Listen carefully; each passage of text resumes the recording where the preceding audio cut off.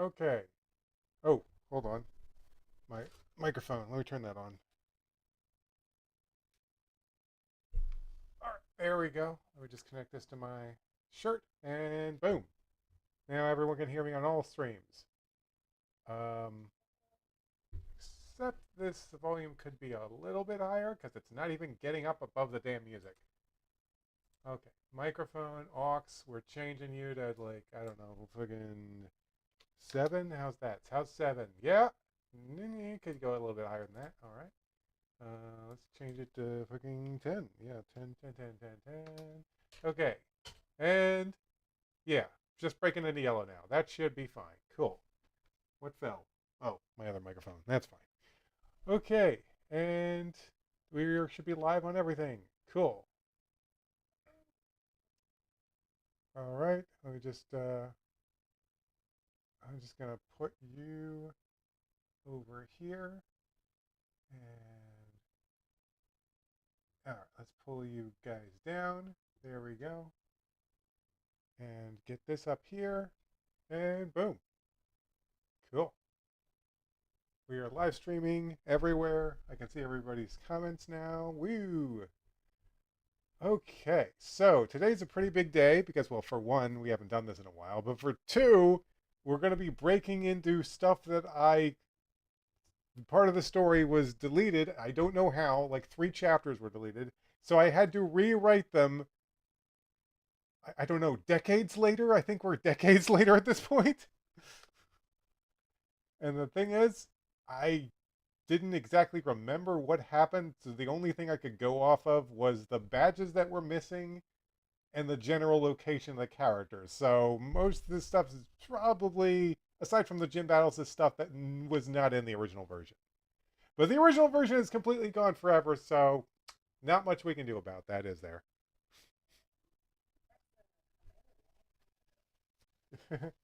Indeed. All right. I'll just start this. You know what? I'm just gonna push this down because it really should start on the next page. There we go. Save. Yeah, you better not crash if you know what's good for you. Cool. I've got new pictures to share, so we're all set. Finally, let's go. Oh, really quick, let me make sure that this is posted to our Discord server so people actually know that I'm doing this. Okay, so let's just get the share, bam, bam, bam, because it doesn't automatically do that for this channel. I should really change that. I should really add a bot that automatically updates it for this channel as well.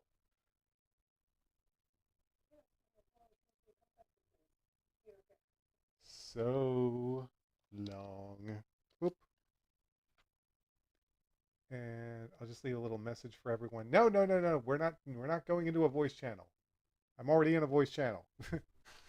Okay. Oh, I just realized. Let's see. Let me just make sure that this is set up. Uh, Discord. What? No, not that.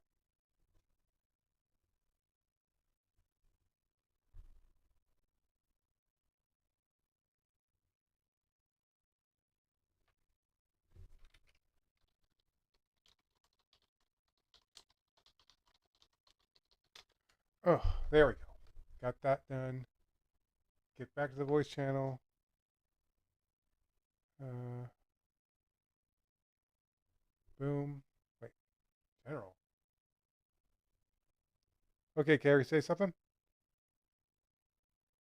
Happy Moon Festival. Oh, wow, that's perfect. That is actually perfect. And where's my... Oh, okay, cool. Bamp. I don't know if... No, people are not going to be able to hear that. That's weird. Oh, where's the beta? Oh, here it is. Beta. It's just not looking at the right source. Cool. Well, let's change this to... Ugh. Seriously. I actually have to select the dang video. Oh, great. Oh, I got a billion Chrome app open, so thanks for that, OBS. No, no, no. Yes, found you. Okay, now I just go in here and I'm like, properties, change it to Pokemon. There we go. Fixed it. Thank God. Okay, sorry about that. Finally got everything fixed up. Bam. Get the word processor back up and whoa! Finally we can read. Jeez. Oh my gosh. Okay, let's start reading.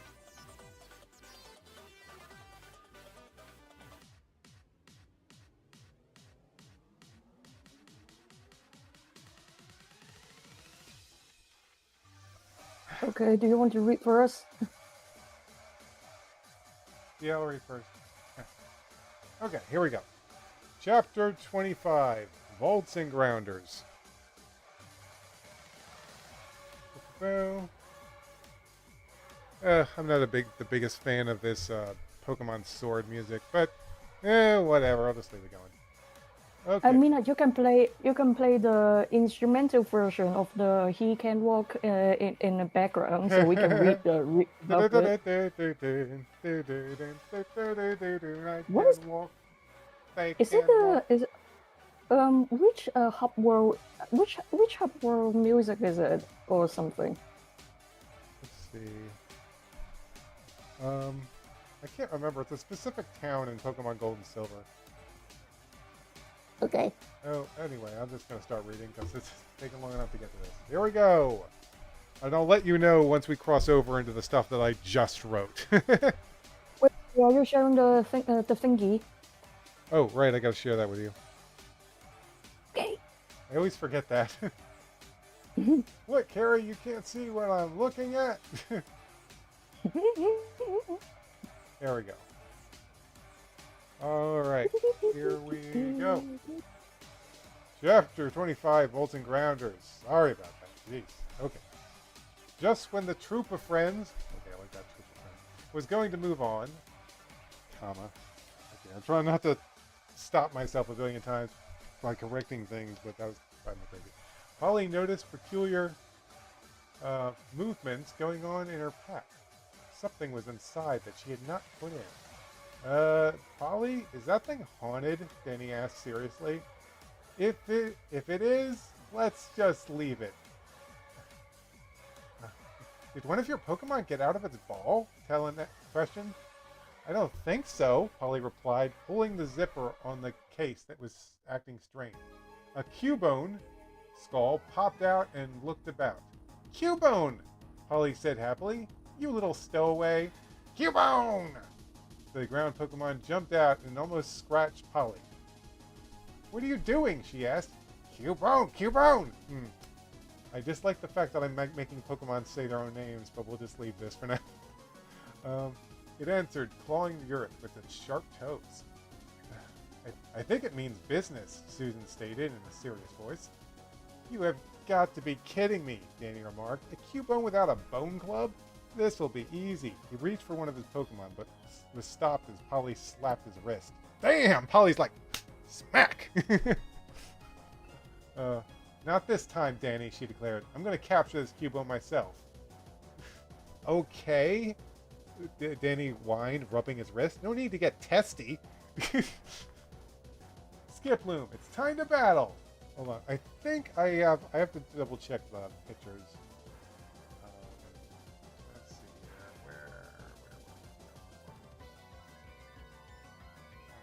Oh yeah, here we go. You know what? Yeah, I'll put a picture in here.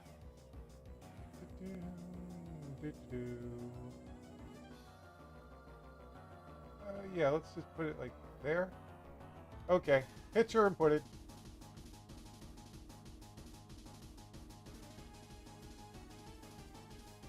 Skiploom, it's time to battle. Polly's Lake grass type world and flower petal like fan blades. Oh, hold on. And world it's. flower petal like fan blades as it floated onto the ground. Cubone lowered its head and launched itself forward, with white light streaking over it. Cubone is using Skull Bash! Hurry and reflect it! The Skiploom placed a red wall up, bouncing the ground lizard away. Oh, Skiploom, use Leech Seed! Okay, Skiploom, use Leech Seed! The seeds of the... What the... 2 seeds the size of pills. Oh. As self, you do realize that pills come in different sizes, right? Whatever, I think it gets the point across. Size of pills shot out of the flower on Skiploom's head and landed on Cubone in different places. Together they bound the Pokemon and drained its HP down close to 0. Damn. Yeah, Leech Seed is absolutely brutal in the anime, by the way.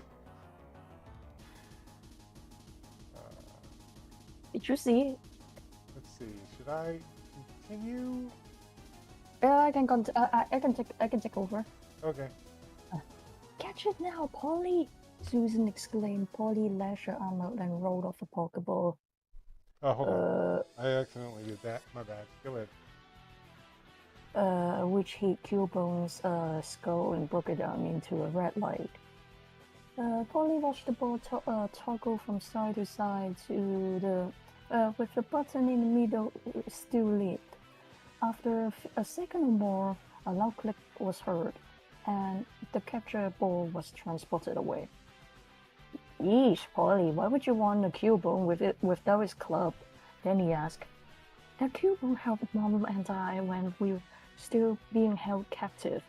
I promised to find a bone club in return. Wait, what do you mean? Do you just go and pick something up from the coastline or maybe desert? Where do you find those? Sure, I find random items on the ground all the time in the Pokemon games. Sounds weird to me. Danny squinted and shrugged his shoulders. Now with that's over. Is that a typo? Now with that's over, let's leave this place. Now that that's over. Oh, I think that is okay, right? Yeah. Yeah. Okay, now that that's over, let's leave this place. English is weird. Susan insisted. Yeah, I'd agree with you, Stephen said. Let's go to a place that is less dangerous. You miss a letter with a place. A place that is... Let's go to... Oh. Okay, go ahead. He looked back at the building that was nearing had nearing shot them dead. Nearly, I think, is what that's supposed to be. Jeez. It has been a while.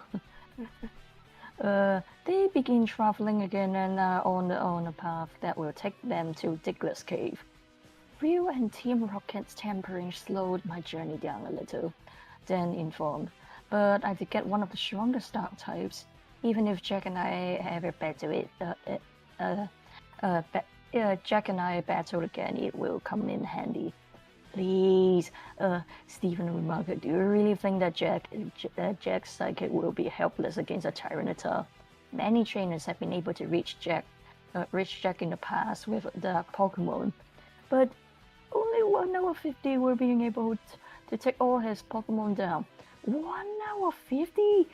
Danny screeched. Yeah, Stephen replied. Merlin has a few fighting moves and they would be especially damaging to a rock and dark type like your Tyranitar. Meowth is more dangerous because he has the DNA of all Pokemon and can learn any move that a trainer can teach a Pokemon.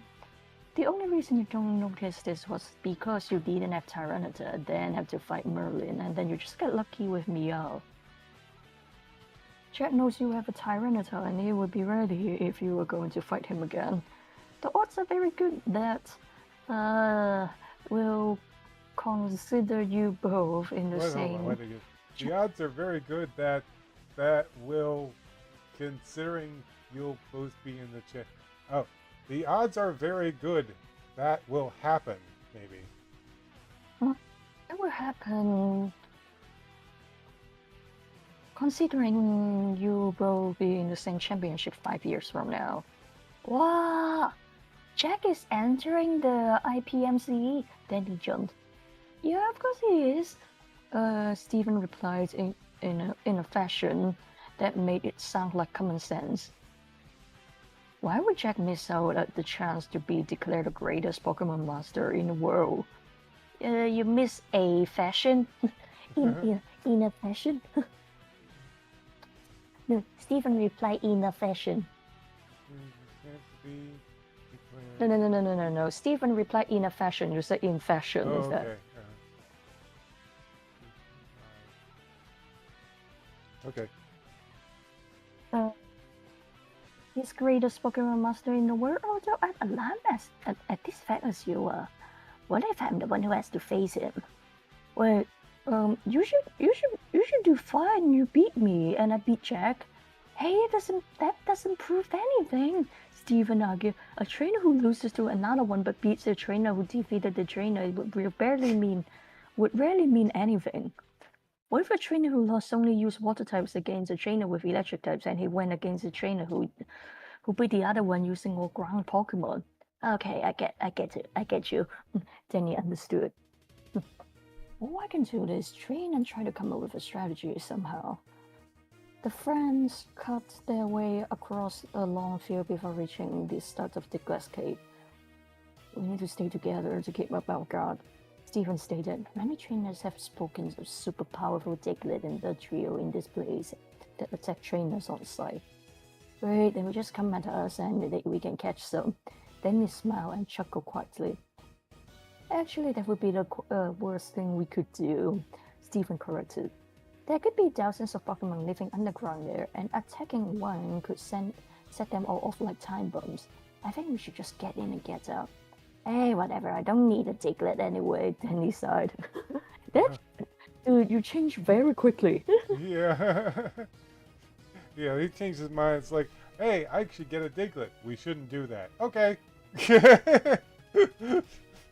We done something like that similar before in when we were in caves in Casepis. I don't think that we do.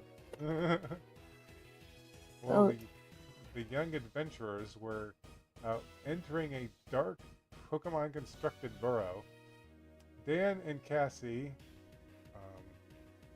are picking up Kyle at the hospital. Beth carried the baby to the worried parent, who was wrapped in a soft blue blanket and fast asleep. And tell you stop clawing my door frame! Wait, what? My cat is clawing my door frame. He's being very rude. I guess I can let him in. Is he meowing?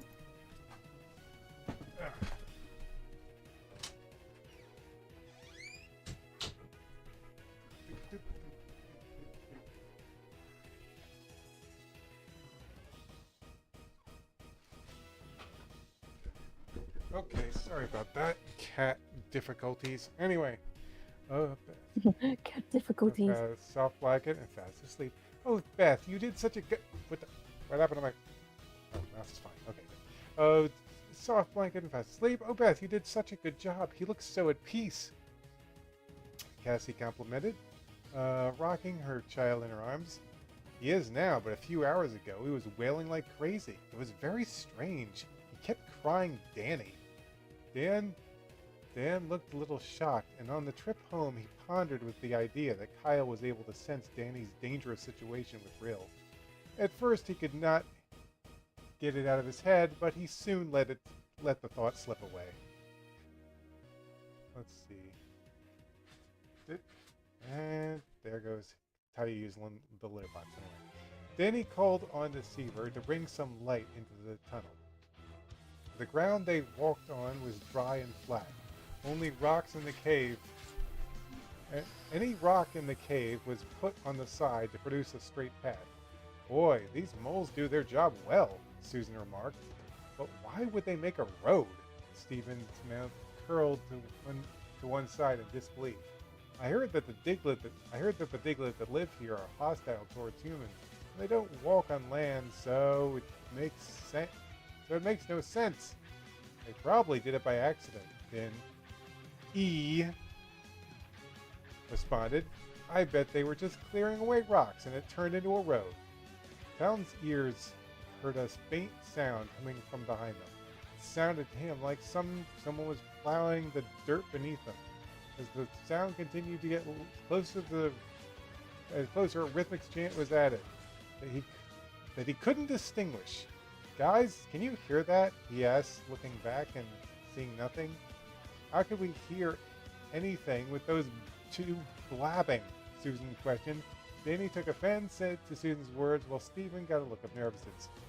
What did it sound like? He asked. It was kind of like the sound of someone constantly digging up earth. It also had strange kind of chanting to it. Stephen and Danny looked at one another, trading fearful facial expressions. The Diglett are coming! Stephen informed. Well, I don't hear anything, Danny pointed out. Maybe they're just relaxing back at the entrance. The noises that Talon heard earlier came back 4 times louder. Diglett and Dugtrio heads broke out of the ground, and the chant that Talon heard echoed all throughout the cave. The Diglett were moles with round and brown heads and oval red noses. The head is the only part of the body that was visible. The stronger Dugtrio were merely 3 Diglets put together as one. Diglett dig, trio. That's one of the funniest chants I've ever heard. Or maybe they decided to relax here? Holly shivered. Talon unsheathed his sword and slowly pushed it forth. Put it away, Stephen ordered. Even if we were forced to use it, we would never hit them. These Pokemon can pull their heads in at the speed of light. Diglett, the mole Pokemon.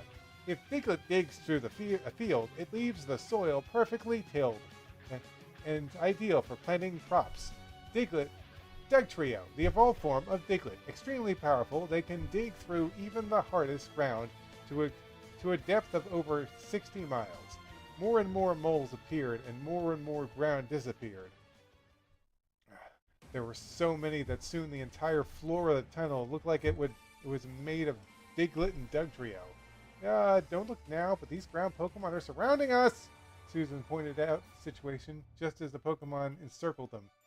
Deceivers tried scaring the diggers away with her mean look, but the mole horde responded by pelting the ghost with rocks. Deceiver, return! Danny ordered, saving the Phantom from the stoning. We can't trust the ground we're walking on, Stephen remarked, his voice squeaking. Okay, your turn, and my microphone turned itself off. Wait, no it isn't. No it didn't. Why is the microphone not? That's weird. Okay, what's going on here? Come on. What? Mouse. What is... Technical difficulties. Oh, yeah. Okay, there we go. What is going on here? Oop. And weird. And microphone is not reconnected. What the fuck? I mean, can you still hear me though? People can. What the hell is this? Okay.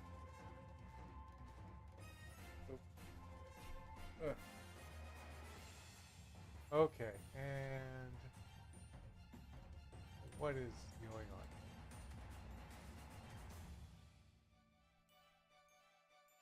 What do you mean? What do you mean you can't see my microphone? Discard. And properties, what the fuck? No. Nothing there? Okay.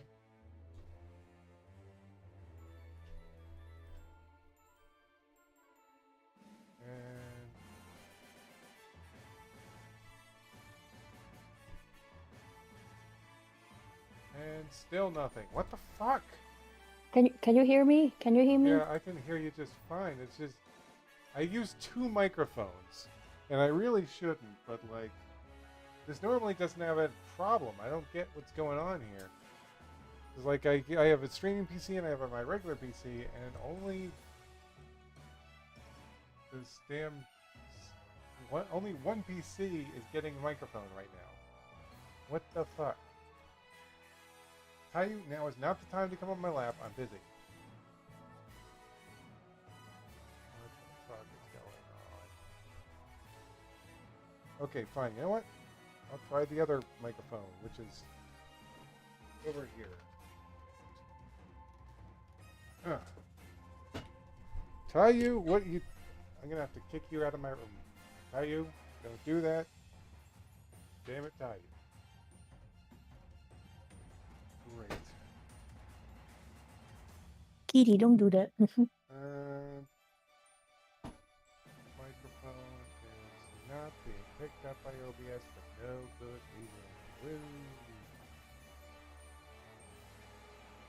Not even seeing it. What the hell? Okay, let's just, I'm just gonna add a new... Okay, Tayu, you're getting kicked out now. I am very much needing on my screen.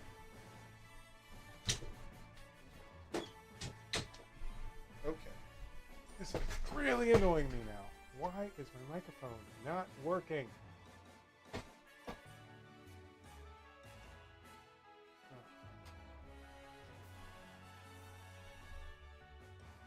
Oh, come on. Microphone. The hell is it? It's turned on. What the hell? Okay, did not seeing it. Okay, fine then. I'll add a new damn capture input. And this. Still not seeing it. Okay. Ooh. Okay, What is happening in here? I have one solution to this, and it's going to be a pain in the butt, but... I plug that in. The internet connection is very funky. Alright. Wait, what? Oh, okay, it's seeing that at least, but not my microphone. Oh, great.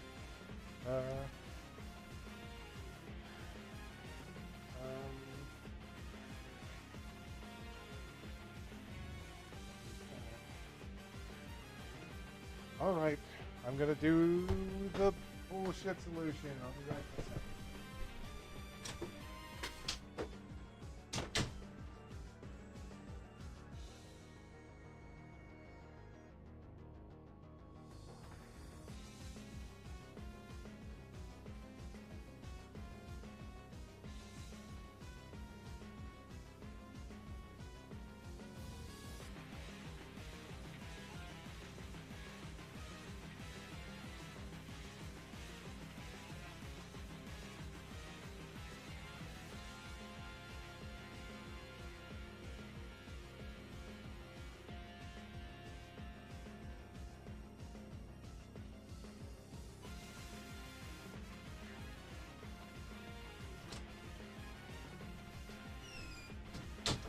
Okay, bullshit solution. Let's do it.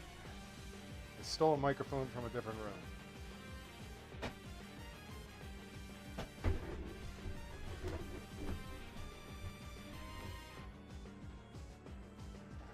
Hello.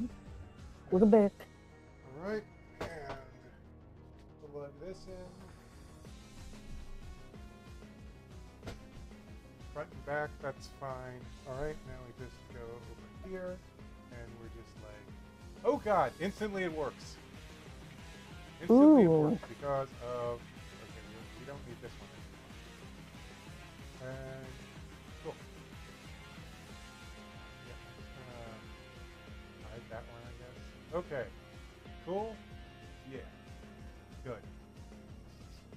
Okay, that's okay, we're ready to continue now. Sorry about that, it was really annoying. I had to take a whole microphone from another room that's not supposed to leave. But we're back to normal. Okay, we got someone in here. Hey, what's up? Hey, Mikey. Sorry it took me a while to respond. We were having technical difficulties. We are now back we are good to go. Can you hear me? Hello. I can hear you. And so, like I said, sorry about that. My microphone was completely down for one of the things. But we're back. We're ready to continue reading. Shit, where was I? God, I completely forgot it. Okay, we're at the start of the new page. Okay, got it. Oh, I think that is it my turn? I think that is my turn, right? I can take over if you need to. Yeah, go ahead. Okay, hold on. Then let us trust the air we fly through. That sounds very refined. Danny, what is happening? Danny declared, holding up Legend 2's ball and showing it to Stephen. Well, there it is. Stephen replied, pulling F-15's ball out. The Steelbird and the Orange Dragon stormed the pesky mole Pokemon when they saw them. Hey, Polly, Talon, you can come with Legend 2 and I, Danny stated. Susan, Stephen addressed it. That leaves you with F-15 and me. The flying Pokemon knelt down to allow the humans to get on them. The motion of their wings took up and let them travel through the dangers of the floor. This fact angered Diglett, and they make around them act in a strange way. This space is too easy, Danny remarked. We are not out yet, Stephen reminded. Talon was sitting on Legend 2 behind Polly. He thought that he was on safely, but he was moving slightly backwards every moment. Soon he took notice of this, only to be pushed up, making him hang on the tip of Legend's tail. His arms were clutching the upper side and he was dangling on the bottom. Polly and Danny did their best to help him, but they could not reach him without going up further. In a way, this accident was a blessing, for there was no rear view mirror on the dragon, and looking in the other direction gave Talon a chance to see the incoming danger. Third wave! The warrior said. What? Third wave? Talon repeated. He had pointed out a glowing hill of ground that was rising up and rushing towards them. Diglett Pokemon can be seen moving about on it, and the massive brown wave was gaining on them. That's the first time I've ever seen Diglett use Surf Attack. There's a typo. Okay, let's see. Diglett used Surf Attack.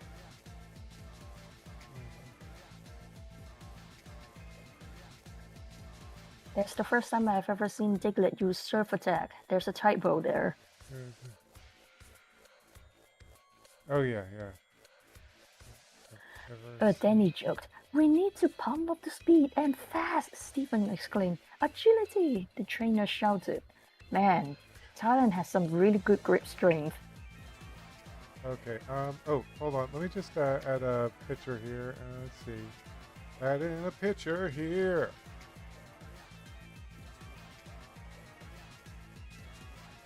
Bam.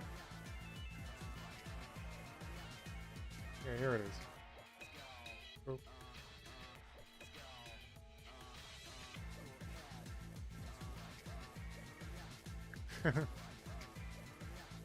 Yeah, I think that you can take over for the next one. Also, did you grab some water when we were doing reading?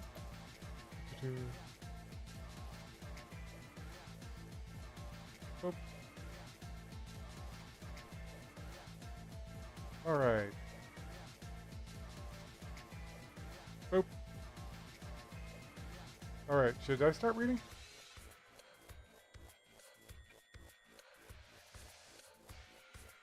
What did you say?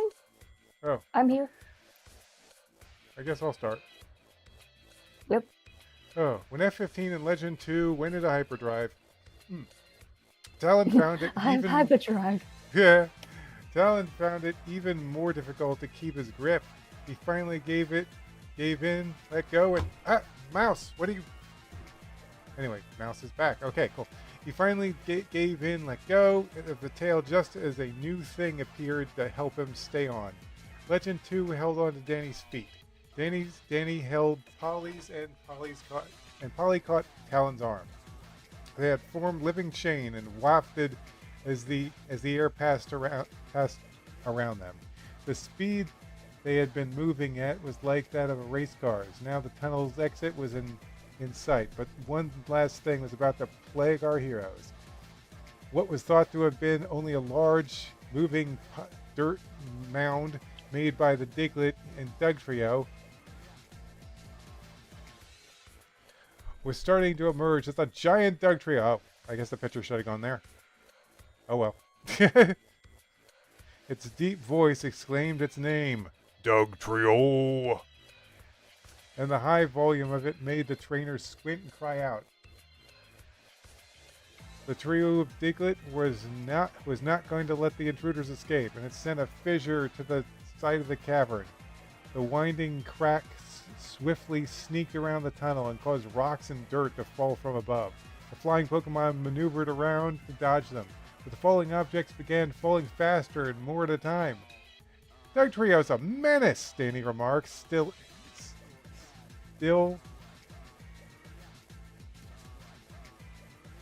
holding on to Polly.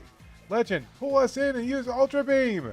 Danny's Dragonite swung the line of youth over her shoulder and looked back at the approaching mole. She focused to use her mighty ray to strike the head in the middle.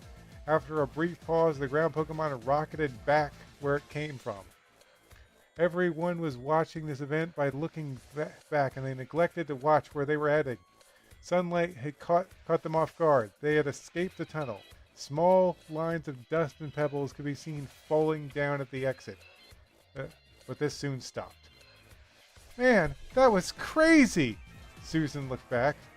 They really need to put a sign up that says, Beware of Giant Doug Trio, Susan stated. What a rush! Danny exclaimed. We sure showed those diggers who's boss, didn't we, Legend 2? Legend 2 wanted to give Danny a response, but she was just too weary. We're going to put an O there. She leaned over and dropped her head to the ground. I guess using Ultra Beam takes a lot out of you, but don't worry, I'm sure there's the Pokemon Center in Vermilion. Thank heavens for that, Stephen added. Vermilion City was a small gathering of buildings by a peaceful harbor. The Pokemon Center was located in the eastern part, and the Pokemon were fed well inside. Polly gave Joy all her Pokemon except one. She used that Pokemon to exchange it for her Cubone from the ranch. I'm glad that you're all right, Uncle George, Polly informed. Oh, we're safe now, he replied. But I think it was you and your brother who were in the most danger. I guess you're right. Anyway, thanks for transferring my Cubone. It was a pleasure. Polly ends the conversation with George and finds her brother watching seriously burnt Pokemon being wheeled into the emergency room. No way. What did that? Stephen inquired. Thanks to Lieutenant Surge, we're the busiest of all Pokemon centers in Kanto, Joy answered, with a dot of anger in her voice. That big bozo of a gym leader is constantly taking advantage of rookie trainers and using fully powered Pokemon to bring theirs to near death. Jeez! Yikes. What? Stephen cried. Using maximum power to defeat Pokemon in their youth? Oh, that is wrong. Jack would never have his Pokemon use their strongest moves on rookies. If he could just knock them out with lower powered ones, this guy needs to be taught a lesson. I agree. That Pokemon we just saw could have been one of ours at the time when we were starting, Danny pointed out. Exactly. Let's defeat this Lieutenant Surge and all his Pokemon. We must, but what Pokemon does he use? Surge relies... I just want to make a quick joke here. That I was like, well, gee, Danny, what do you think he uses? His name is Surge! Surge relies completely on electric types, Nurse Joy responded. Then we need some strong ground types, Danny stated. Okay, back to you, Carrie, I guess. Wait, I completely missed out. Was that a guy who called Surge, or maybe something? Yeah, they're gonna go to the gym and fight Lieutenant Surge. Those are some very, very self-explanatory names. But then again, those are Pokemon we are talking about. Indeed. It has puns everywhere. We need some strong ground types. Then you stated I have a Graveler named Tremor. And I got a Steelix. Stephen nodded. The two dedicated boys dashed to the phones and connected the ones that held their extra Pokemon. Then he traded his Kingdra for Tremor. Stephen gave in Iron Knuckles for Steelix. They are getting into this fast, Talon remarked. I just hope this gym leader isn't too much for them. Polly worried. Also, did you get enough water for yourself? You need to go and drink some water too. I'm fine. The gym for this city was wide. And it had lightning bolt shapes shooting out to the sides. The doors are heavy, and it took all the young friends' strength to push them open. You got a typo there. The doors are heavy, but you said "and heavy."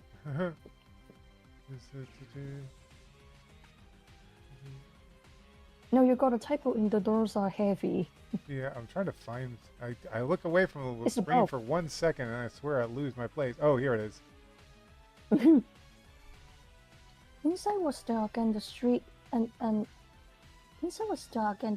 punks surrounded an unbelievably tall man with leather clothes and yellow push-up pointy hair. I looked like he was so, but from the way he acted, it was difficult to tell. Wow, the man laughed. Seeing more toddlers are crawling in to have their pocket dolls blown away. I think there was a type. That was intentional, right? That was intentional. He's insulting them by saying that those Pokemon are just toys.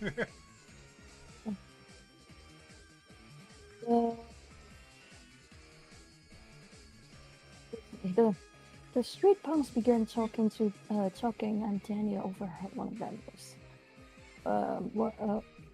say that the man was Lieutenant Surge. All right, Surge, we know the things you have been doing to the less experienced trainers, Danny declared. And we have come to make you stop. Stephen finished. They toughed up a couple of little babies. Small time for a one dumb big baby. Stephen chuckled. Ooh, nice comeback, Stephen. What did you call me? Surge exclaimed. You heard me! Stephen called, this time with more hatred in his words. Then he saw that Stephen was getting overexcited, and so he needed to change the current conversation. Sorry, we didn't come here to start name calling. We came here for a fight for a badge. Yeah, so you baby, except are you what I say you are? Stephen grinned and showed that he didn't fear the giant gym leader. The gym leader, you better accept. I will take you both on. Why do I feel like this is a disaster in brewing? Not much for me. As the chosen gym leader of this official Pokemon League gym, I declare this battle shall be done in tag team use. Tag team? Demi's eyes widened. But for tag team, there must be two trainers on each side. Correct. Allow me to introduce you, my son.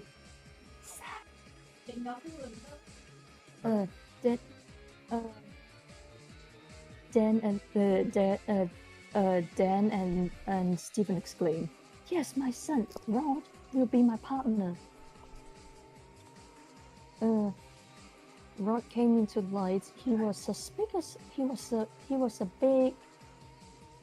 What? Okay. he was as big as his father, if not bigger. I think that you got a typo there.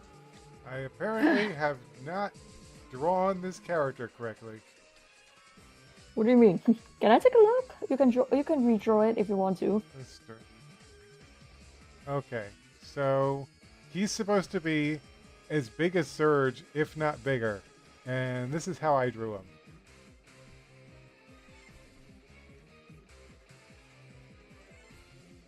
As you can see, he is very much not as big as Surge. I think he tried.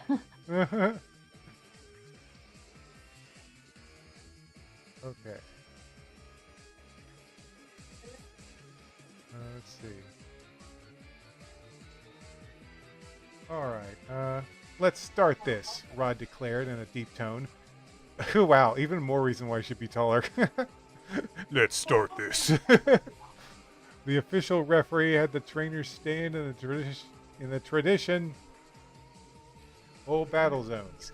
Danny and Steven were Danny and Steven were on the right side of the marked battle floor, and Lieutenant Surge and his son were on the left. A loud voice blared over the speaker announcing the rules. This is a tag team match. The challengers, Danny Dragonson and Steven Steele versus the gym leaders. The gym leaders, Lieutenant Surge and his son Rod Surge. Whatever. Only one Pokemon may be out at a time for each side, and each trainer is allowed to use only 2 Pokemon. This match has no time limit. Now, let the battle begin! Go ahead, son, you go first, Surge insisted. Fine, Dad, Roddy replied. I'll use Lantern! A marine Pokemon that resembled a bloated blue fish landed on the battlefield. Yellow circle was on its face, around the eyes, and more yellow could be seen on the tip of its tail fin. A long strand arched towards its forehead, and at the end it was a yellow orb. Huh, Danny blinked. This is a new sight. Lantern, the light Pokemon, the evolved form of Chinchou. This Pokemon blinds prey with an intense burst of light, then swallows and immobilizes prey in a single gulp. What the? Danny exclaimed. I thought this gym was an electric Pokemon. I thought this gym was for electric Pokemon. This is clearly a water type. Lantern carries both broth qualities. Roll-a-poly, rolling. It's like Lantern, the light, blah, blah, blah, blah, blah. Lantern carries both qualities, Rod informed. It's water and electric. What? Danny shouted. Looks like our ground Pokemon won't be able to help us in this match, Steven concluded. I wouldn't be so sure. How about that, Steve? Danny boldly corrected while tossing in his Pokemon. His Pokeball opened and Quagsire plopped out. Quag! It yawned, scratching itself. Lieutenant Surgeon Rod rolled in loud laughter. That's your Pokemon, Surge chuckled. Danny, why did you send out Quagsire? Stephen questioned. It's a water type. Exactly. Which will make it strong against Lantern's water attacks.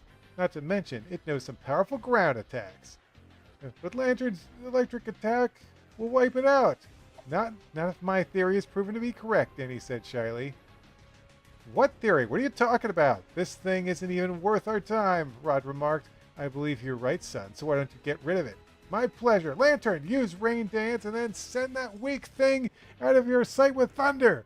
Lantern bounced on its belly and a rain cloud moved into position over Quagsire's head. End this now! Streak of yellow lightning went from Lantern into the cloud and came down on Quagsire in a wide bolt. Oh no! Quagsire reacted by making a strange sound and moving wildly. I suggest you give up, or all your Pokemon will suffer the same fate. What, are you going to make them all laugh themselves into fainting? Danny joked. Then Rod and Lieutenant Surge realized what Danny was joking about. Quagsire was not in pain at all. The thunder attack was merely tickling him. The lazy pocket monster was laughing like mad. What? Stephen shrieked. Quagsire is a ground type, and all this time none of us knew that? Yeah, but I suspected it back in our battle against Rail. Do you remember when we were trying to wear... Oh. Anyway. Yeah, I expected it to. Do you remember when we're trying to wear Tyranitar out with our Pokemon's water attacks? I remember, Polly replied. Poor Lapras was shocked. So was Crusha, Stephen added. Legend too, and Monsoon were also, but not Quagsire. So that would mean Quagsire is half water, Susan realized, and half ground. Then he cupped his hands over his mouth and declared the information across the gym. Half ground? Rod stepped back, shaking. It looks like we have a double type on our side as well, Rod. Danny snickered. So what if Lantern can't use electric attacks against your little Quagsire? Rod remarked. I used it against you because it can use water attacks as well. Okay, Lantern, with the rain dance effect still working, your water attacks should be powered up, enough to be quite lethal against a Pokemon that has a slight weakness to them. He's right, Danny. Since Quagsire is still partially water and partially ground, it does cancel the weakness of water. But when a water attack's move is powered by Rain Dance, it doesn't really matter. It's as if Quagsire does it. It's as if Quagsire does have that weakness after all. I'm gonna reword that. Oh no, that's not good.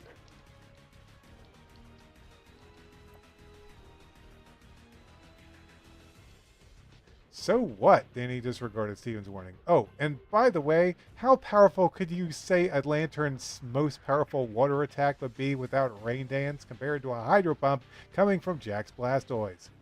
Well, I'd say it would be very weak when you put it that way. The Rain Dance is still going strong. Not for long. Quagsire! Sandstorm! The Quagsire took a deep breath and unleashed a dense, swirling mass of sand. The clouds that were bringing rain down hard were lost in the powerful sandstorm. No! Rod exclaimed. Lantern needed that rain. Too bad, because Sandstorm is a field technique that affects both Pokemon by scratching away at their health. The rough and hot sands. Unless, of course, one or both of those Pokemon are ground, rock, or steel types.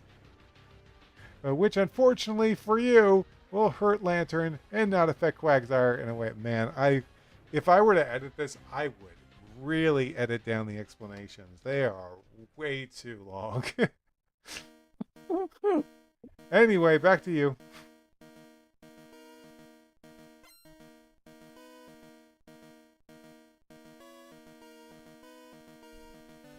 Gary?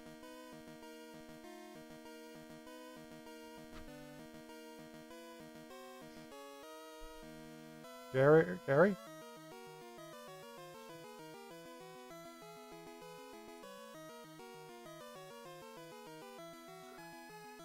Gary? I guess I'll just keep reading then. Enough of your babbling. Lantern, I order you to take that shrimp out with your hydro pump. Quagsire, amnesia! Strong water jet shot from Lantern's mouth. Quagsire gave up one of its memories and a psychic shield weakened the attack. Excellent, Quagsire. Now it's time to finish it with Earthquake! Quagsire's feet catapulted him high and he crashed down, causing a disturbance in the floor to rush forward and slam Lantern in the chin. I can't believe that just happened. Rod looked very angry and recalled his Pokemon. You better bring Quagsire back, Danny. We may need him later. Danny obliged Steven and pulled Quagsire into its capture ball. I'll go up against their next Pokemon, Danny.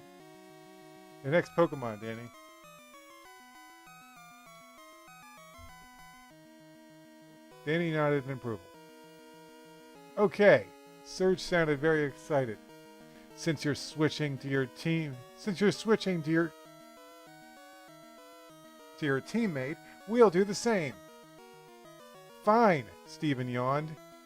Your son doesn't look like much of a challenge anyway. What? Rod yelled. Dad, make him eat his words. I'm gonna do just that, his father replied. The opponents made their choice in Pokemon. Surge used an Electrode to battle Steven's Steelix.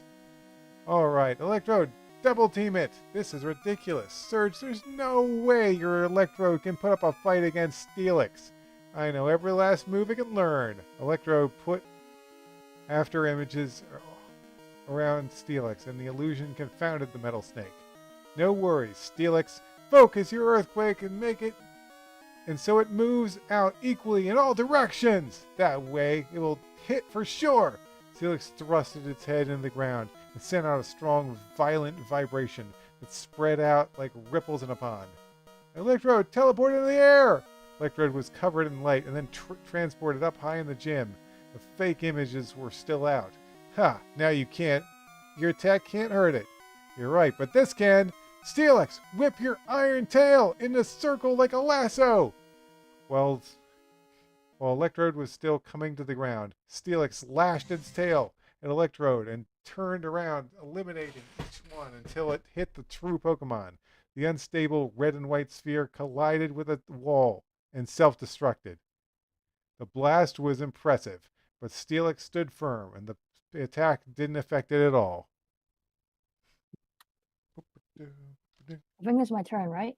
Yeah. Let's Okay, go ahead. Okay. There's a big session. Electro is unable to fight. Steelix wins. Ah, but my second Pokemon will get them. Surge exclaimed to himself. I'll be staying into the fight. He announced to Danny and Steven, so I choose my Raichu. Is that how you spell Raichu? Yep. Oh, wait, no, that's not how you spell Raichu. Raichu. It's Raichu. The bootleg Raichu. Goodness, you have to go and change it all the way. I think that you type every one of them like that. They're all spelled as Raichu? Oh my gosh. Hold on. Raichu. We're going to replace that with... Also, how do you feel about I think Alolan and Raichu? Do you think that they are fake or cuter? Boop. All right. Let's see. Raichu, it's mouse Pokemon, blah, blah, blah. I choose Raichu. Okay, around here, right? Yeah, Alolan and Raichu? They are so wrong, what the heck? And they can surf on top of their tails?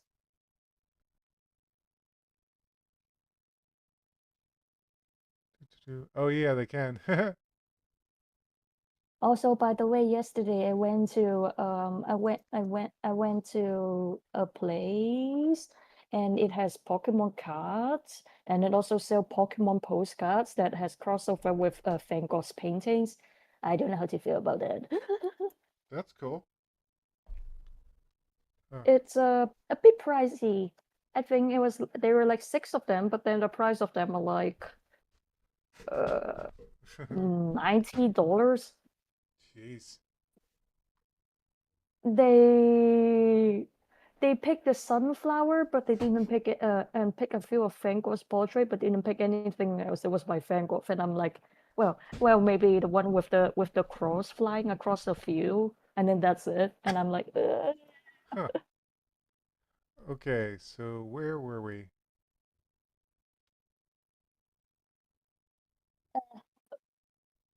Let's go back. It's Raichu. Let's go back. So I would choose my Raichu. This charged-up rodent Pokemon has brown fur and 2 long stripes across his back.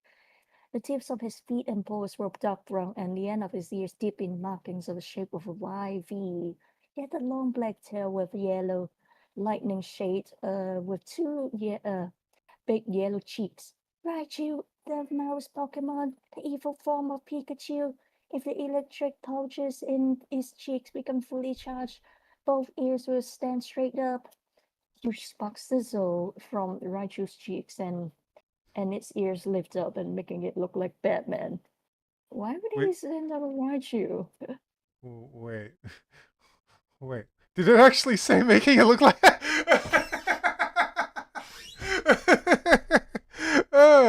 No, we're not doing any references to non-Nintendo properties here. No siree.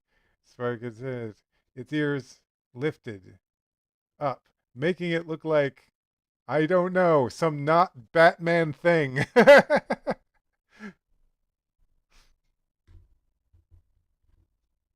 um, I don't Because I don't think mouse always have their ears that sharp, pointy, sharp ears. look. I'll change it to making it look slightly more intimidating. Yeah, there we go. That sounds better. I'm gonna save that. More There we go. intimidating.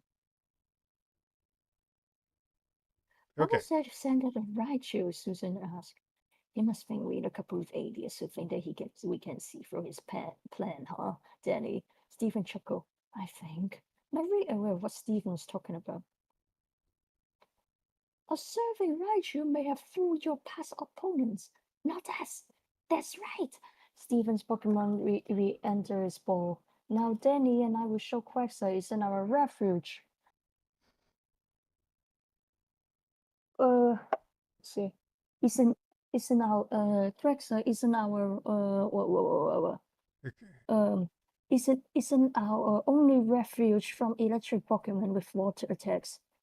Bronze leaf tremble Raichu into the ground. Grass type!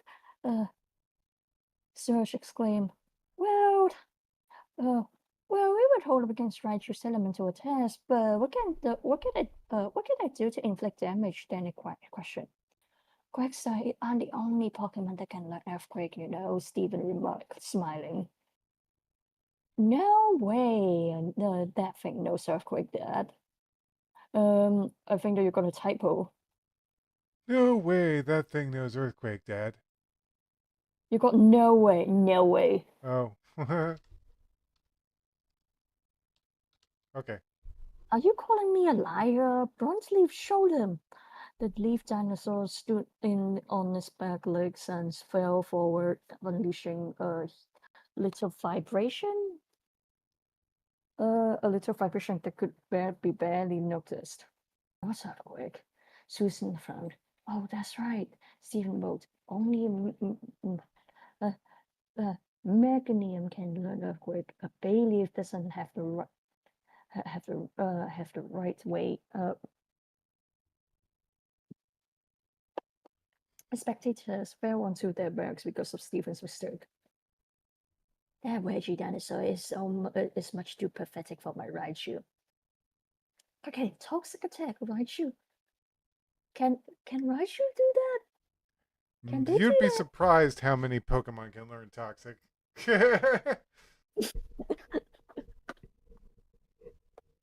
That pretty much works the same for Miss Mimic, and Cassiepi can learn poison and stab. Yeah.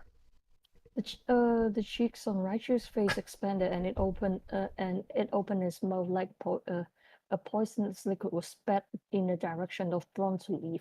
I don't think that you put the Pikachu's in your team ever, right? I don't think that I ever seen you put them in your team. Pikachu? Yeah, I don't think you ever put his family into the team. Your team. Only if it's the only electric Pokemon available.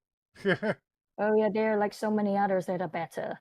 Yeah. Namely Claudia. Safeguard! Stephen ordered. The dangerous purple substance managed to make contact with Bronzeleaf before the protective cover was placed. Stephen knew that the strong toxin was received for seconds and action needed to be taken. Toxic is the fastest working poison that exists. You need to rest to heal for it now. Shutting his eyes, lay down on his side. Attack it while we were sleeping with Skull Bash. Skull Bash? I think you got a typo there too. Raichu got a good running start and bullets that had flying over the floor. Stephen hesitated until the projector rodent was inches from Brontelli's mouth. Okay, but they let Raichu have it. The Stephen shouted, "Snore!" Raichu was stopped in his tracks by the loud wheeze of Snore attack. He cried up and pulled his ears down to block out the noise, but it flung back up straight. What are you doing? Lieutenant Surge cried out. I guess being fully charged can sometimes be a disadvantage. Yeah, it sounds very painful, but judging from how much talk Pokemon can tank attacks. Okay, I think that it might be your turn. Okay, let's see. Bay! Let's see. Let's see. With his ears straight up like that, it must hear that loud snoring pretty well. Good job, Broadleaf. Now, sleep talk. Bay! Broadleaf declaring, body slamming Raichu hard. And now the hyperactive mouse was trapped under Broadleaf's body weight, and it couldn't escape. That's it, Brontleaf. Now wake up! Brontleaf left its gentle slumber and became aware that Raichu was underneath it. You've got it just right. You got it right where you want it. Tie it up in vines and get up. Vine Whipper strayed Raichu, and Brontleaf could get to its feet without risk escaping. Raichu, use Thunderball before it's too late. Raichu! Powerful electric surges flew through the vines like cables into Brontleaf, but the grass Pokemon looked unaffected. Now Broadleaf finished with Solar Beam! Steven's Pokeball filled itself with solar energy that was entering the gym through the windows.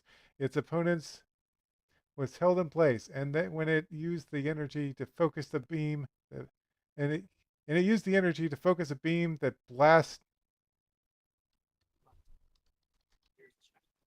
blasted the trap Raichu dead on. Surge's mouse Pokemon was 2 feet under the gym, lying in the crater that the beam had made. No way! The Lieutenant Surge tugged at his hair. Excellent work, Bruneleaf. Babe! Bruneleaf replied, sounding like something was happening that it couldn't understand. The battle experience it had earned must have taken it to the next level. It started the evolving process in gorgeous sparkling light. Its neck stretched to twice the length it was before, and the leaf on its forehead split into two antennae with with cattail-like ends. The leaves that were once strung around the neck changed into beautiful petals that were the color of a rose.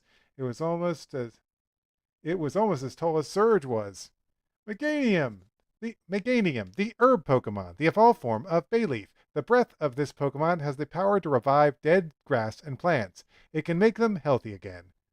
This is incredible. This is incredible. Stephen laughed. Now that Brontoleaf has evolved into its final form, it can use Earthquake. Eh, it can't be, Surge denied. We only have one Pokemon left and they haven't lost one. That's all we need. I have a Pokemon that will stand up and win over all their Pokemon, and its name is Ampharos. A yellow Pokemon that stood on 2 feet came from Rod's Pokeball. Its head was shaped like a seed. I First I described a seed as shaped like a capsule, and now I'm describing something as shaped like a seed. Make up your mind, past me. Sounds very strange. There were, let's see. Anyway, there were two red jewels.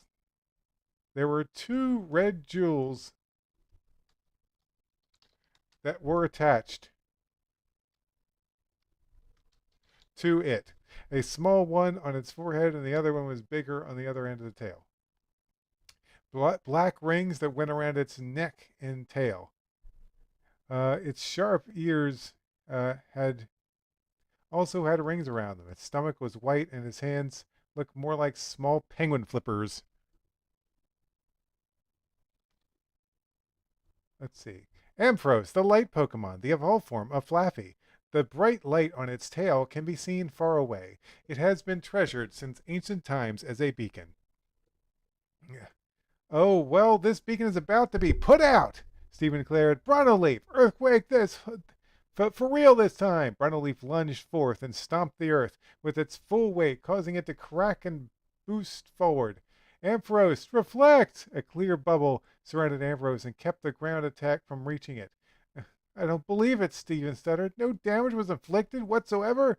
There's more surprises coming like this. Ampharos, Cotton Spore! Late fluffy spores floated across the battlefield, coming from Ampharos.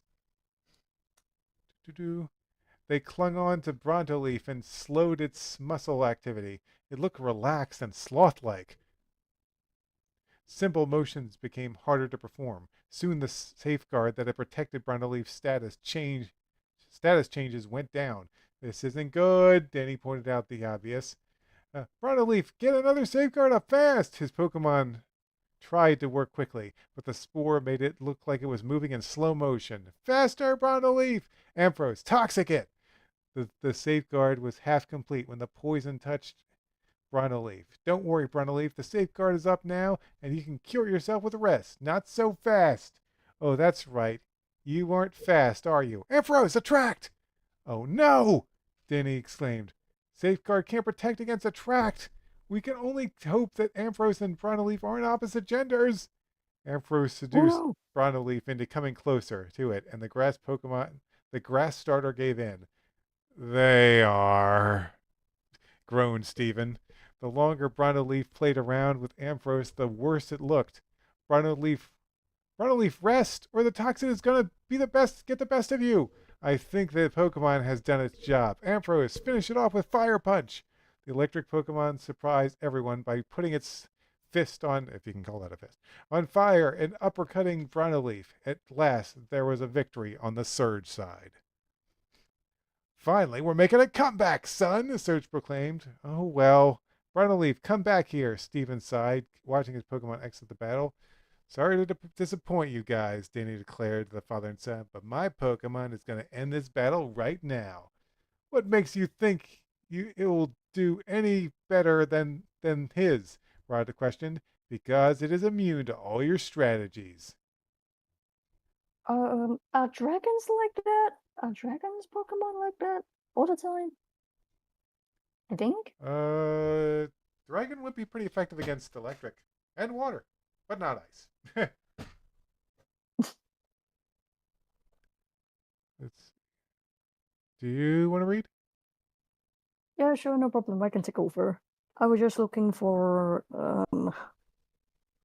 I think that I share a picture of what's that called of I don't know Pichu growing up with his trainer. He was being very aloof, but then he just he start getting attached to his trainer. I think. Huh. Pichu. Instagram is not showing anything in here. What the heck? Let's see. Is it this one? What's that? Uh,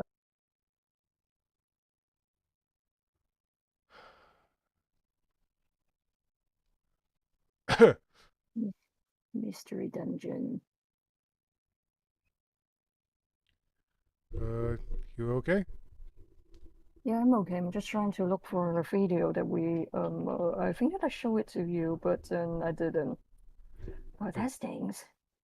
That's okay. Do we come back up again? Um, let's find out. I need to go and refill my cup of water too. Whoops. Hold on. I will be back. Okay. Do. Hey, anybody who's watching? I don't know if there's anybody watching right now. But hey. Ooh.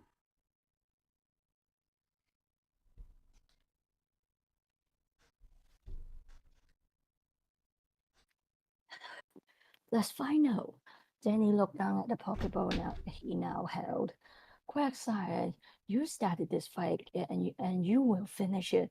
So this is the mighty Pokemon that can send out to Atheros Tactics. That's right, Rod.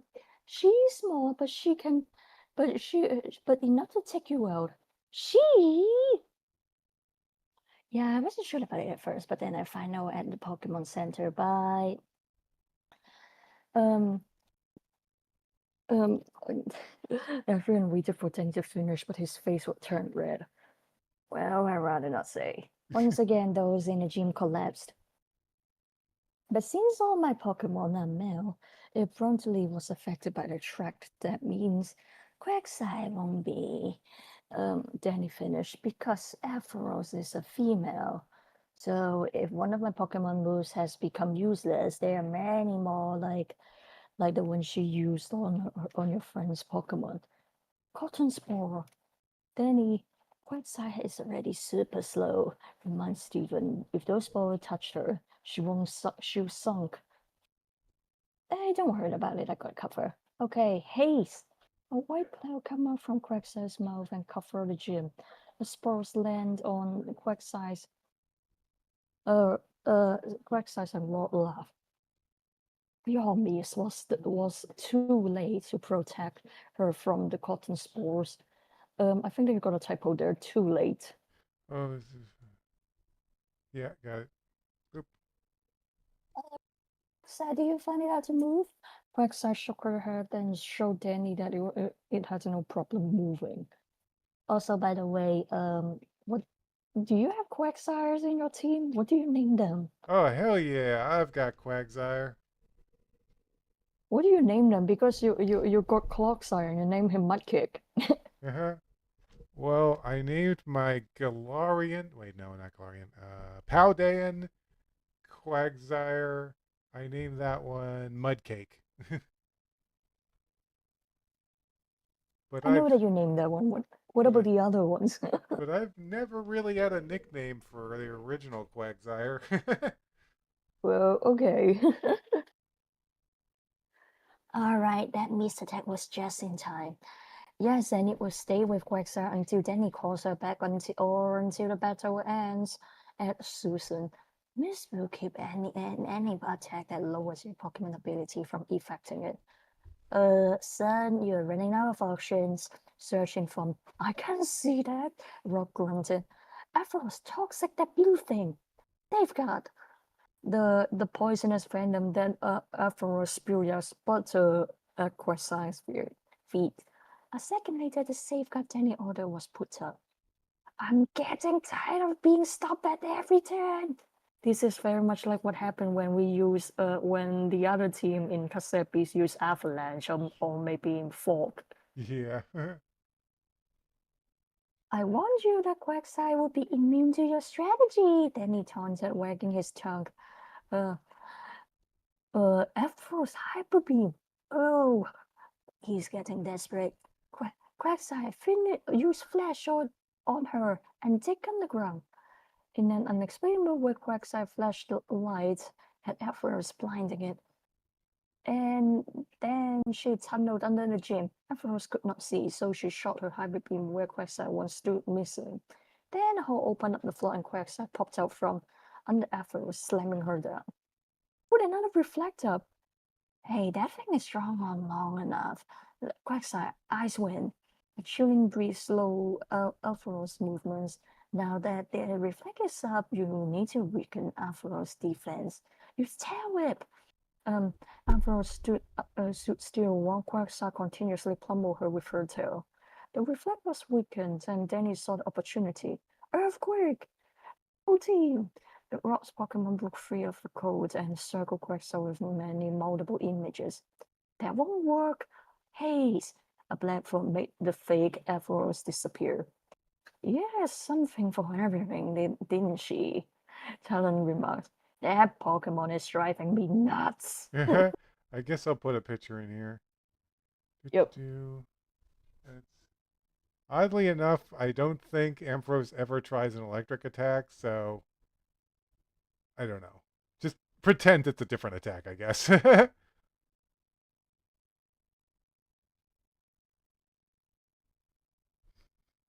okay, I guess I'll take up reading here. Um, uh, oh yeah, I'll just read the rest of this on the next page. It's fine. Okay, now Quagsire, put an end to this. Do it for Brontoleaf. Quagsire shot up to the roof of the gym and came down like a bomb. A shockwave exploded from the impact of the floor and cut through Ambrose, slinging her through a brick wall. No way! Surge and his son shuddered. Danny, Quagsire did it! Stephen laughed. I never doubted that she would, Danny replied. That's why she's part of my team. Quag! The aquatic earth dweller was flattered by Danny's compliment. Ampharos is not moving and has therefore been declared unable to battle, the referee declared. The victory goes to the challenger team of Stephen and Danny. Well, as the official gym leader, it is my duty to bestow upon both of you these Thunder Badges. Lieutenant Surge reluctantly gave the two trainers their rewards. We accept them, said Danny. But the main reason we came here was to teach you a lesson for treating rookie Pokemon so harshly. Yes, he's right. Yeah. Yes, he's right, Stephen agreed. Do we need to make your remaining 8 Pokemon faint to change you? No! The father and son yelled at the top of their lungs. I promised never to go farther than he needed to win. Rod vowed, hitting his father with his elbow. Oh, that goes for me too. Well, then, I guess we could be moving on, Stephen concluded. Yeah, I'm really hungry, Danny agreed. All right, we are almost at the point where it's stuff that, well, from an old story, but stuff that I wrote brand new. Let's see, where's the breakout point? Oh, I think it is like around, I think it's right here. No, wait, hold on.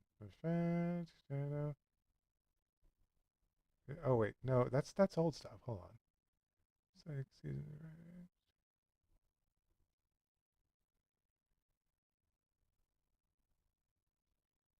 Uh, all right, I'm just gonna say it's about around here-ish, or maybe around here-ish, where it transitions into new stuff. Anyway, oh, what was that? Okay, so yeah, chapter 26, relaxation and relation. Um, so yeah, I completely forgot what this chapter was about. Like, so all I had to go off of was the name. So I was like, okay, well, how can I make this happen? So, yeah, we'll get into it. Anyway, night came fast, and our heroes decided to spend the night at the Pokemon Center. It was rather crowded because all the trainers who had lost to Lieutenant Surge wanted to stay with their hurt Pokemon overnight. The 3 Pokemon that participated in the previous battle, Brontoleaf, Quagsire, and Steelix, ate Poke. Okay, I think I need to get some water because like I'm continuously whenever I'm talking, I'm continuously like talking, and I'm like, so yeah, I definitely need to get some water real quick. My throat is like no. I was trying to warn you. Okay, let me go get some water. I'll be right back.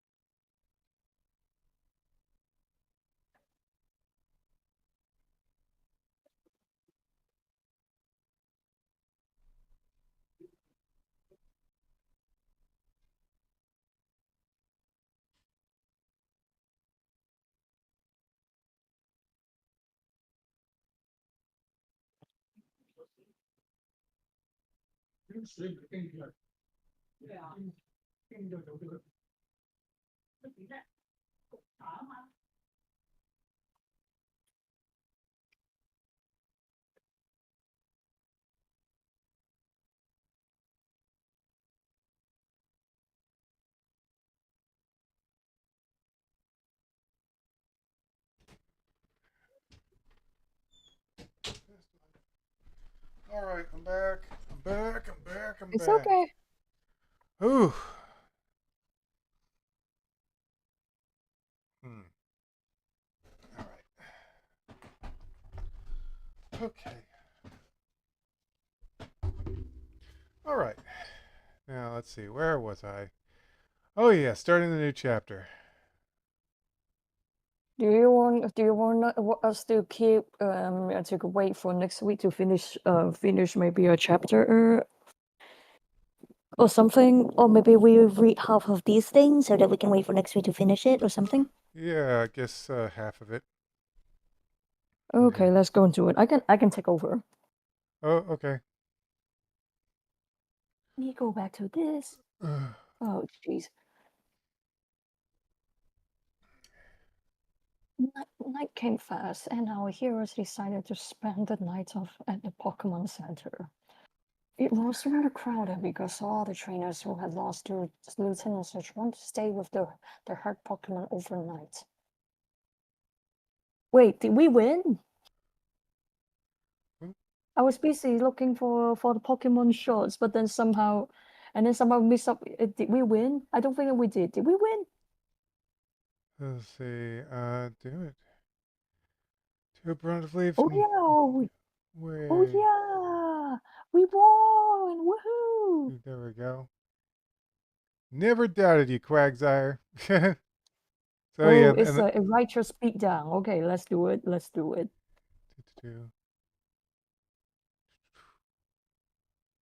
okay, here we go. Um, the three Pokemon that have participated in the previous battle, Bronzolive, Quagsire, and Steelix ate Pokéchurl. While their trainers enjoyed veggie burgers, Steelix was too big to come all the way inside, so its head came in through the window, munching away while rest stayed outside. He's probably going to need a lot of food to eat, though. Hey, these burgers aren't half bad, Tenny admitted. In fact, they weren't even a quarter bad. I know I used to eat that all the time when I was living with Jack. Where do we go from here? Polly pondered. Bring up a map of Kanto, please. Danny commanded. He looked at the image and pointed to the part where it looked like it was the center of Kanto. It looks like a perfect place head for next. It's connected to several other places we need to go, and there's a gym. Aren't you forgetting something? Stephen said, trying to jog his memory. What have I been forgetting? We have already been there. Uh, the Saffron City. We went there and the gym was closed. That was before we fought Rio, and it might be open now. Besides, that's the best way to get to the other cities. Even if it's still closed, it wouldn't be a waste of time. I think that he might be right actually for once, Susan sighed. Hey,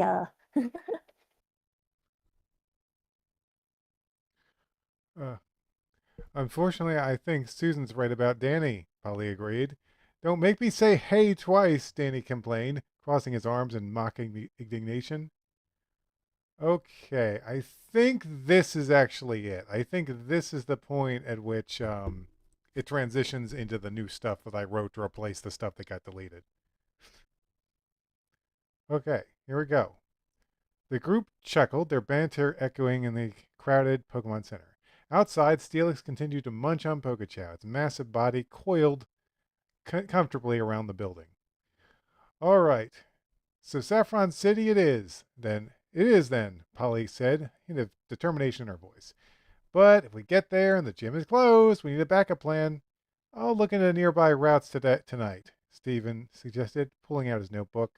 There might be trainers we can challenge or something. Good idea. We can make the most of our time while we're waiting. Susan added, feeling the excitement build. As they finished their meals, the group started discussing potential strategies for the next battles. Their spirit lifted by the shared laughter. Okay, I'm just gonna leave this part. uh, yeah. Okay. Anyway, before long, the Pokemon Center began to quiet down as trainers and their Pokemon settled in for the night. Feeling the fatigue of the day wash over them, Danny and the others found their respective spots to rest. Tomorrow's going to be an important day, Danny said, glancing at his friends, who were already drifting into slumber. With that, he closed his eyes, and the sounds of the Pokemon Center faded in the background as he dreamt of adventures that awaited him in Kanto. In the morning, they all woke up refreshed, but as they walked out to the front of the Pokemon Center, Danny noticed something unusual. Wow, Susan, you're becoming more hair than girl, he laughed, a teasing grin spreading across his face. What's that supposed to mean? Susan said, her annoyance evident. She spun around, and Polly couldn't help but notice that her hair was almost sweeping against the floor. Okay, I'll add a picture here.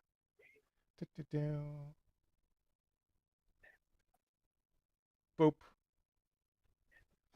I forgot to put the flower uh, pictures on her kimono. Oh well.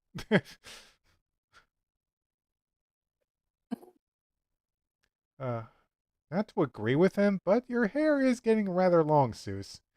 Uh, oh, thanks for noticing. Polly added, a hint of concern in her voice. Susan looked down, finally realizing just how much her hair had grown.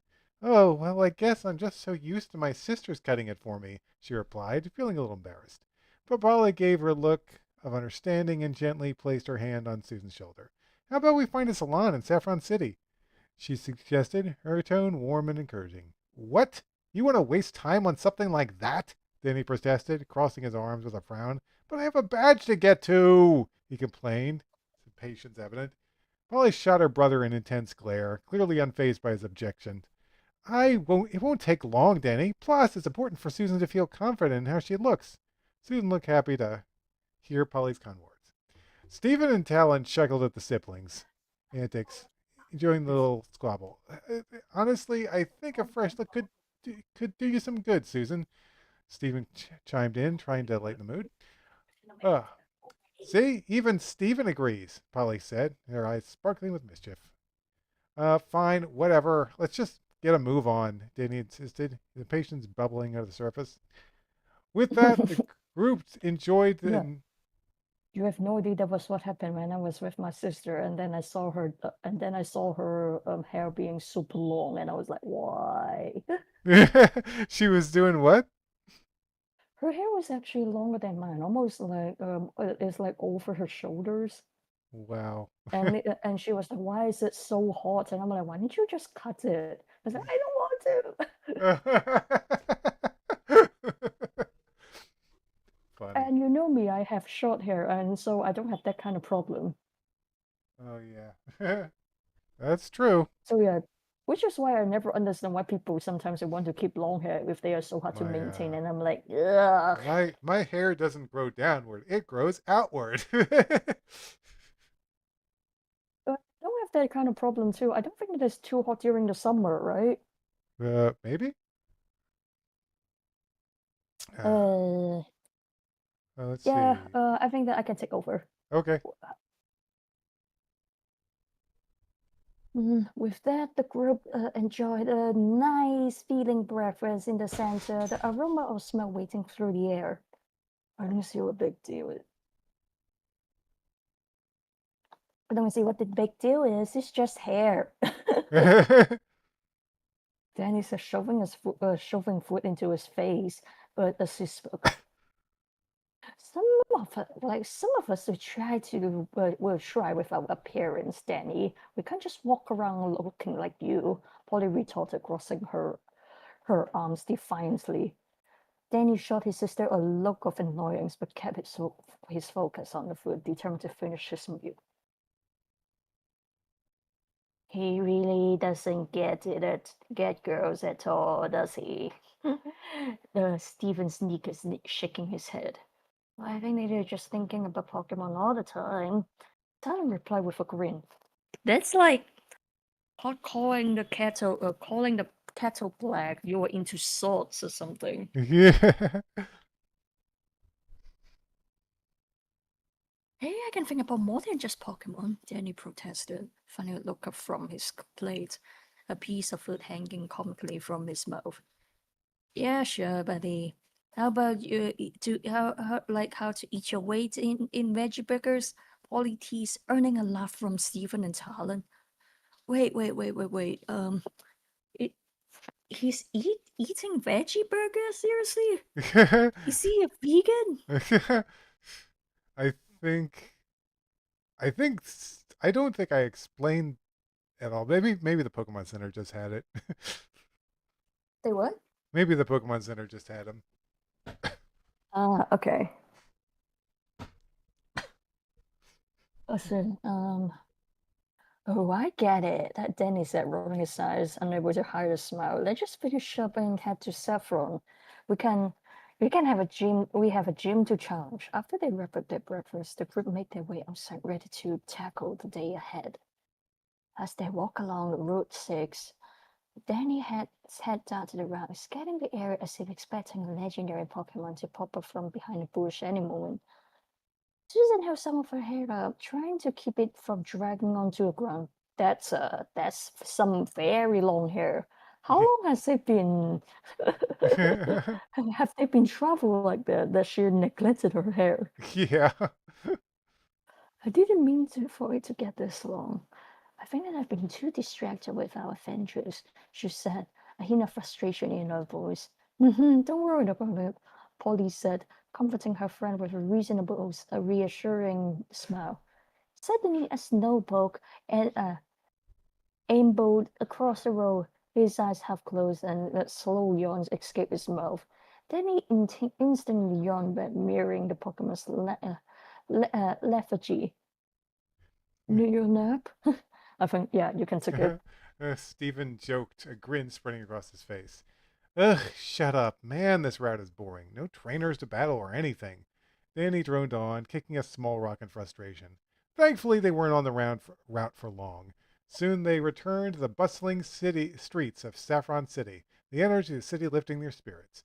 Sound of trainers chatting, the clatter of Pokeballs, the aroma of food wafting through the air filled them with excitement. Yet they just ate, though! Like not that long ago. It's like, oh, food.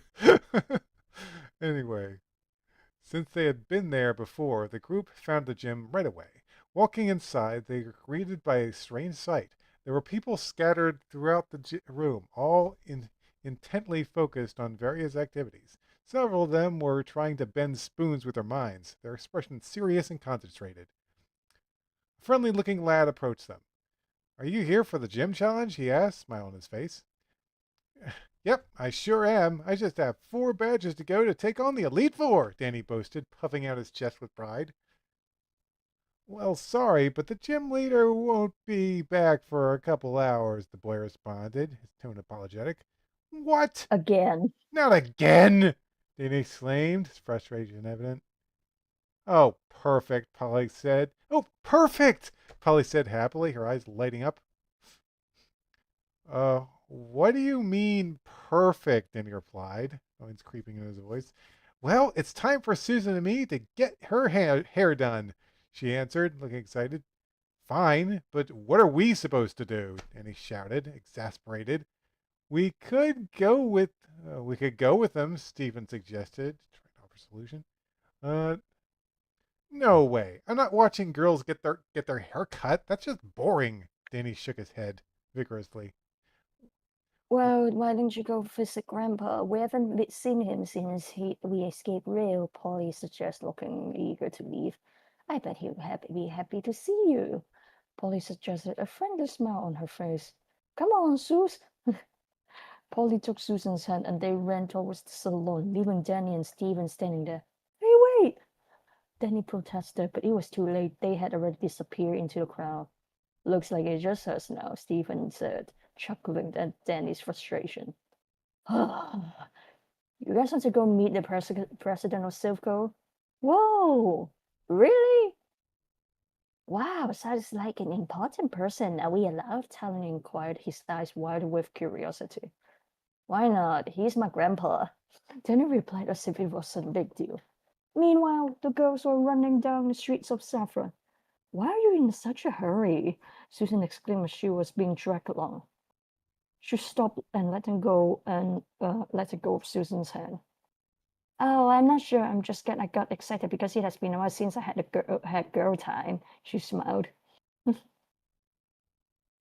um, Susan thought for a moment and smiled back. I guess you're right. Then it can be a handful. That's an understatement. Now let's find the perfect salon to cut your hair short. Polly winked. Her excitement was palpable as they continued on their quest for styling a new look. Yeah, don't you find it exciting when you make some edits on your avatar in the games? Yeah. Danny and the boys walked through the city toward Silco building in the distance. Your turn. Ugh. Finally, it's just us guys, Danny said, sounding pleased. Pretty sure you're the only one who cares about that, Danny. Stephen laughed. Stephen's right. Someday you're going to be happy girls are around, Talon winked at him. Danny looked annoyed at the idea. Ugh, no thanks. They're just annoying, Danny shook his head. A little while later, they arrived at Silvco. Sorry, but your grandfather is in an important meeting with the president of the Devon Corporation, the receptionist said politely. Of course he is, Danny muttered, shaking his head in frustration. Ugh, guess we'll just have to wait, Stephen suggested, looking a little impatient. Elsewhere, Polly and Susan came across a nice-looking salon at the edge of town. Wow, this looks great. It's quite big, and the hairdresser looks so professional, Polly said, looking... I'm... That's... That Polly said. I'm just gonna say Polly said because it doesn't make any sense to say so professional. Wait, no, oh, she didn't say impressed twice. Never mind. We can keep that then. Anyway, I thought she said looking at the impressive hairdresser. Look at that impressive hairdresser. She looked impressed. I thought that's what I read at first. However, Susan took a step back, holding her hair tightly. Sus, what's wrong? You look nervous, Polly asked, noticing her friend's hesitation. No, it's just I've never been in a salon before. Like I said, it's always my sisters that cut my hair, she admitted, looking awkward. I have actually been there, by the way. Real quick. So, like, when I was a kid, I had my hair cut by the same barber until I was, I don't know, 10 or something. And then Oh, and dude, I move forgot away. about that. We had to find another barber. And I was there for a while, I guess. And then I'm trying to remember what happened. I guess we just stopped going. And then one day I think my dad just started cutting my hair. Wow, seriously? Yeah. Did that for few years. And then I moved out and I started cutting my own hair. And I have ever since. That sounds pretty cool. Yeah. Time consuming, but it's always time consuming to cut hair. Let's see. What's wrong? It's just my sister's always cut my hair. She was looking awkward. Polly took her hand and smiled reassuringly. Hey, don't worry. They won't do anything you won't like. Just tell them how you want your hair done. Trust me, she encouraged. Well, okay, Susan said, taking a deep breath as she followed Polly inside. As they entered, the warm atmosphere and friendly chatter of clients and stylists made Susan feel a little more at ease. She glanced around at the colorful hair products and stylish decor, slowly beginning to feel excited about her first salon experience. A woman with bright red hair and a stylish outfit approached them. Hello and welcome to the True Beauty Salon. That's a really fascinating name, people. Anyway. Oh my, your kimono is beautiful, she said, her eyes sparkling with enthusiasm. Susan blushed at the compliment and replied, No, thanks. My whole family dresses like this. The woman looked her over with an approving nod. Also, your hair is lovely as well. You must take great care of it, she remarked. Yes, but it's gotten rather long, Polly said, glancing at Susan's flowing locks. The woman clapped her hands together, her excitement infectious. Ah, say no more. Rochelle's here to help you out. Please have a seat, he said, motioning to a comfortable swivel seat. Okay, picture. Picture! Let's see, how long have we been? Almost 2 hours. Do boop. Keep forgetting to clear up the neck. These people have necklines cutting through their faces.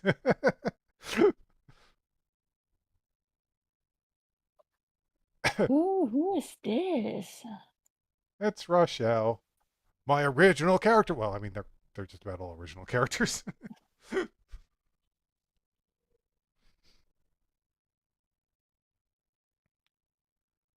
uh, I'm also talking about something new while I was looking through Fire Emblem.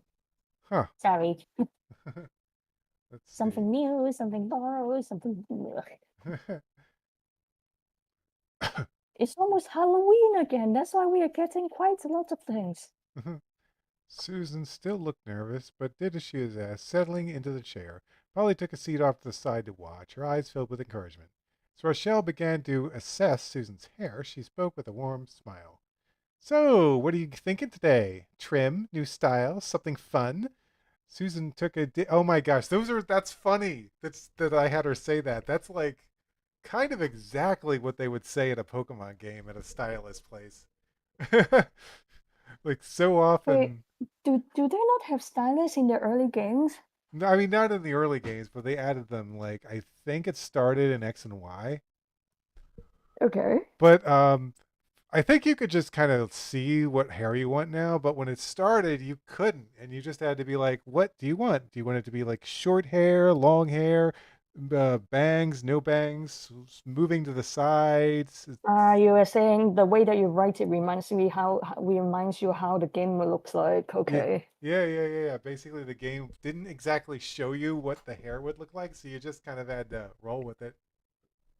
Though I think it was even worse in Animal Crossing. In Animal Crossing, it was like, okay, let me give me your opinion on these random facts that have nothing to do with hair.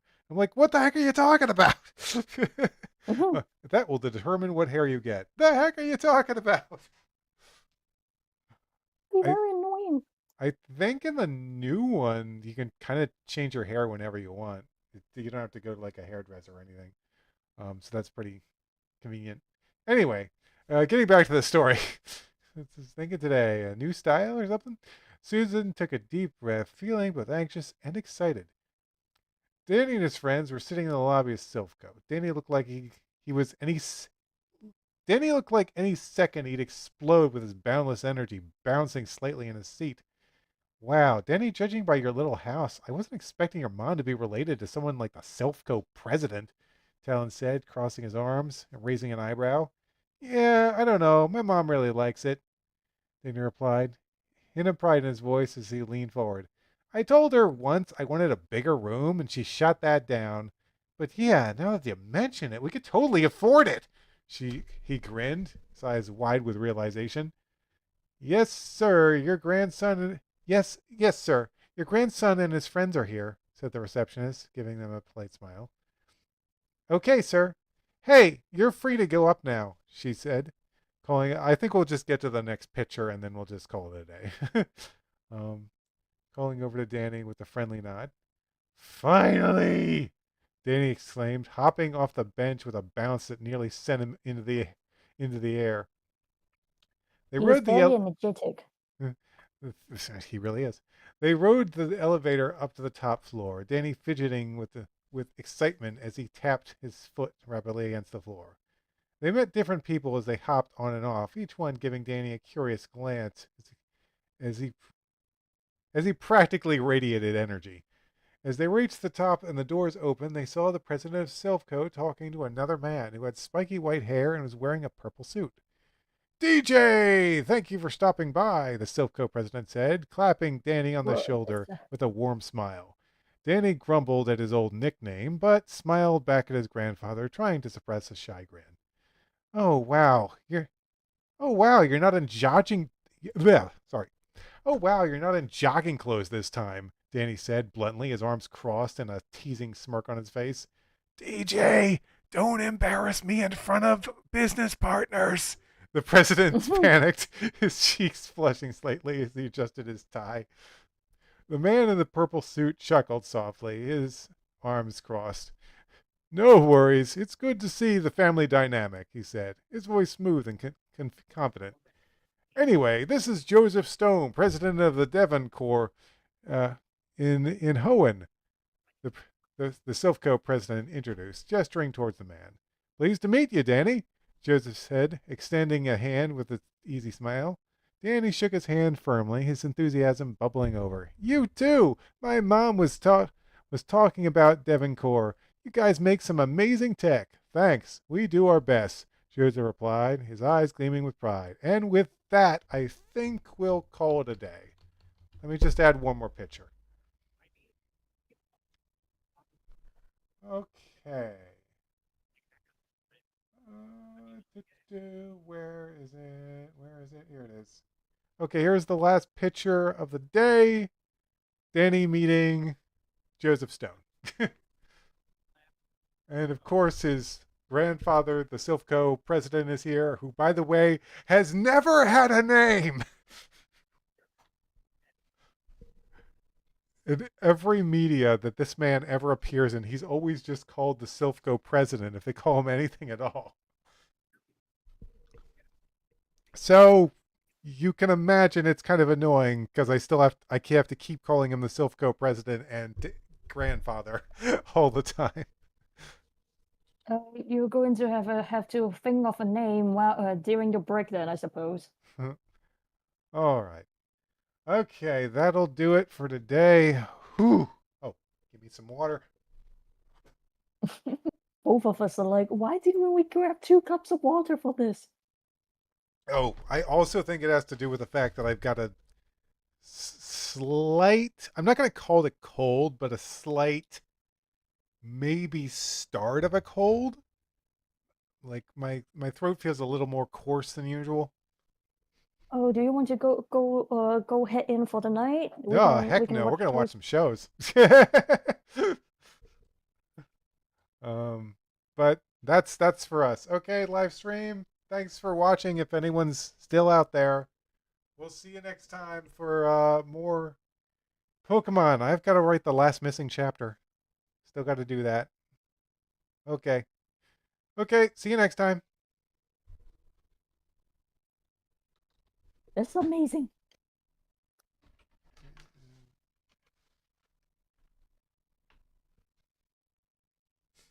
Bye bye bye bye.